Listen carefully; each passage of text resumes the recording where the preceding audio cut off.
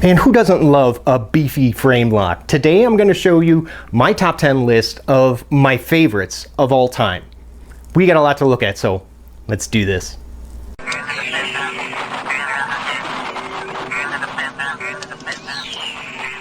Hey, how you doing? If this is your first time here, my name is Jay. Welcome to my channel, and consider clicking on that subscribe if you're looking for knife reviews that get right to the point.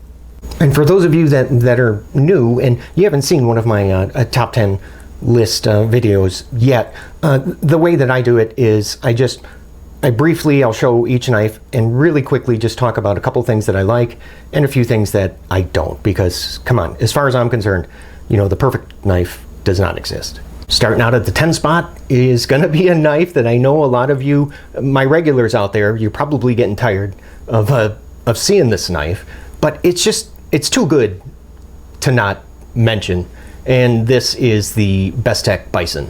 So what do I like about it? Well, I have to say my favorite feature is going to be that the action. Drop and shut right out of the box, and you see where that flipper tab is positioned above the pivot screw. I can't get this knife to fail.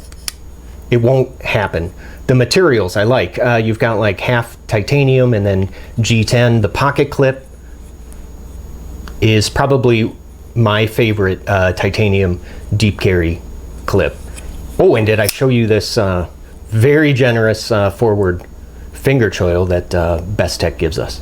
Only one thing that I really don't like about the Bison, and that's going to be the price.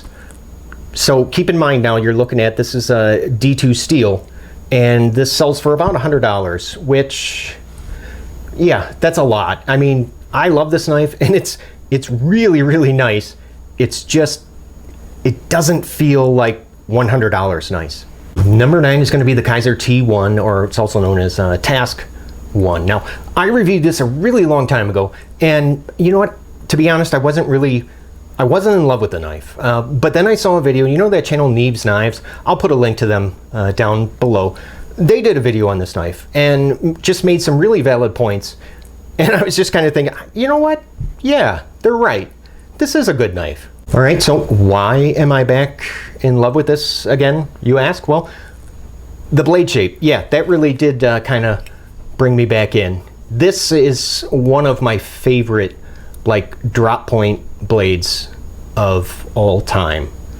It just has, the curves are in all the right places, nice and wide profile. The action is really, really good. I mean, and it's a ball bearing pivot, which you don't see a lot of with, you know, just thumb stud only knives. Don't know why that is, it just is. So the action is really, really good. And yes, it does drop shut. The overall size is just about perfect. 3 1/4 inch blade with a 4 1/4 inch handle. So that's a 1-to-1 ratio, and that's really good. Only two things that I'm not crazy about with the T1. The first one is, well, it's kind of minor, but it's the weight. I mean, you're looking at, for a blade that's 3 1/4 inches long, you know, 4.35 ounces or 123 grams. You know, that's just a little bit on the heavy side for this size. And the titanium scales have very little traction. Yeah, they're pretty slick. Number 8 might surprise a few of you, but it's going to be the Ganzo Firebird FH13. Lots I like here, especially that price, right around $25, $27 mark. The action is absolutely amazing. The slim build, the handle thickness, I mean, you're only looking at 0.40 inches. Takes up barely any room in the pocket, and the weight comes in just under 4 ounces. And part of that is because they did go ahead and mill out, yep, the scales on the inside. On a $25 knife, are you kidding? Just two areas of concern for me. The first one, again, is going to be, it's pretty minor, but it's the fact that there's no over travel stop. Now I say that that's minor because the pocket clip does kind of serve that purpose, so you can't overextend the lock bar. Not a huge deal. And these the scales, they are stainless steel, and they are, yeah, very slick. They have not much traction going on. Probably not too many channels out there where you're gonna see a zero tolerance knife follow up a Ganzo, but it is. This is a ZT-0562 titanium, and it is number 7. You know, I'm a straight shooter, so this knife, yeah, it's expensive, but as of this recording, so today, March 28th, 2020, if you go on to Amazon right now, if you click on the link that I put in the description, you can get this on sale currently for $225. Normally $280. I think Blade HQ also has it at that price, and that's nuts. Because you're getting a knife that is made in the United States. 20 CV blade steel. It has action to just absolutely die for. And this blade geometry, which is the like the hinder slicer grind. Oh, and it does just that. Only one thing that bugs me with this knife, and it's going to be the flipper tab, because it's kind of like a hook, has kind of a hook shape to it. So when you go to close the knife, at least I like closing my knives by letting the flipper tab hit my nail, and then I like to go ahead and shake her closed. Well, with the shape of this flipper, you can't do that. The blade doesn't pass the detent in time, so you're just not able to close it that way. But all I did was I just took my Dremel and just shaved off a little bit, and now, oh yeah, you can see I can do it. All right, number 6. If you were to look up like the word unpopular in the dictionary, next to that definition will probably be a picture of this knife, the Boker Gulo. I'm kidding. But my example here, this is an older version of the knife where it's got half G10, and then the other scale is going to be stainless steel, and the blade is N690. Now I bring that up because there's a newer version of this that Boker had recently released, and it's going to have, well, both scales are stainless steel, and the blade is now D2. So yes, this knife is now, it's relevant again, and there are quite a few things that I really like. And the blade shape to start with, I mean, yeah, that's just a gorgeous drop point. And notice now, see, so it only has the thumb studs, so when you're cutting on a flat surface, you're able to make contact like almost all of that edge. There's a clear lack of features going on here because, well, look at the thumb studs. I mean, it's just a single thumb stud, so you got to switch it over to the other side for a righty. Also, it doesn't have an over travel stop. Again, I mean, the pocket clip kind of serves that purpose, but you know, for the money, you really can't do a video on like a top 10 best frame lock knives without including the Sebenza 21 in that discussion, because I mean, you know, for those of you that don't know, you know, Chris Reeve, he invented the frame lock, or as he calls it, the RIL, Reeve Integral Lock. And you can see, yeah, it was a big deal.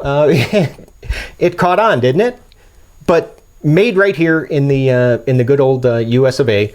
I love this blade shape, the geometry of it with the hollow grind. Great slicer. Super easy to disassemble this knife. And if you run into any trouble and you're unable to get it back together, there are so many services that Chris Reeve Knives offers. They'll take care of you. If you're somebody that likes to, you know, that likes to fidget with their knives, yeah, this Sebenza 21, it's not going to be for you. Yeah, it's just not really, it's not a fun knife. But then again, it's not designed to be. The thumb studs, not a huge fan of, and you can see already some of that, the blue starts to wear off pretty darn quick. And I know you can get you can replace this with a double lug thumb stud, but you know, when you get it from the factory, some of them do come with just the one thumb stud. Snail trails, that is a, you know, it's not a huge deal, but when you're talking about a knife that costs like $450 and just how quickly that this knife starts to show wear. Number 4 is going to be the, this is the drop Ferrum forge. It's the Crux. And well, you know, you probably can figure out that I love this, just about everything about this knife, because if you notice like my channel art at the top of my channel page, there's like an outline, that outline of a knife.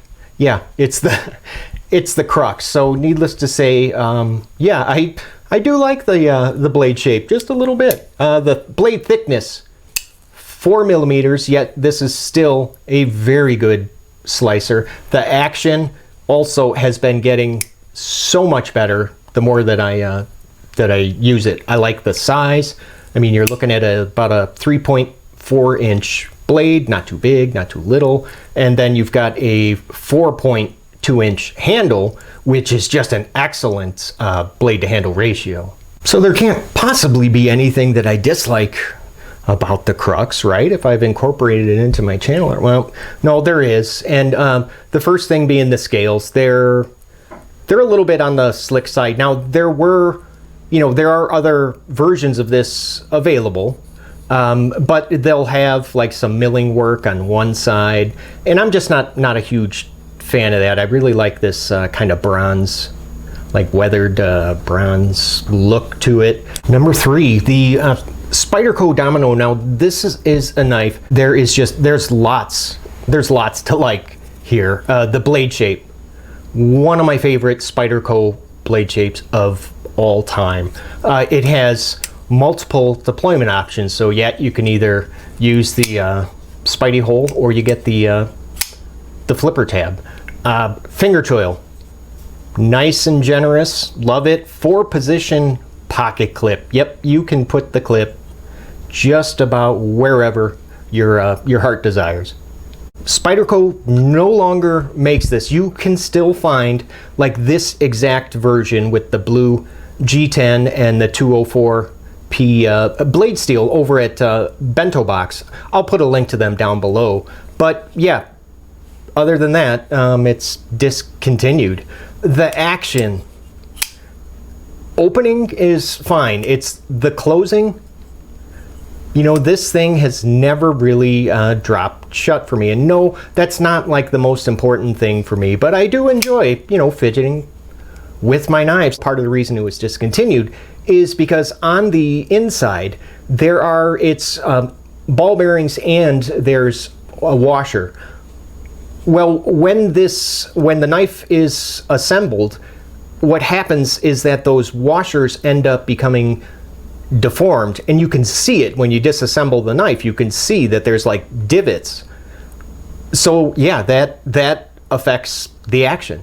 I can't believe we're at number 2 already, and it's going to be, now this is the left-handed version of the drop Laconico Keen, and it's left-handed because of the side that the pocket clip is mounted on. That's all.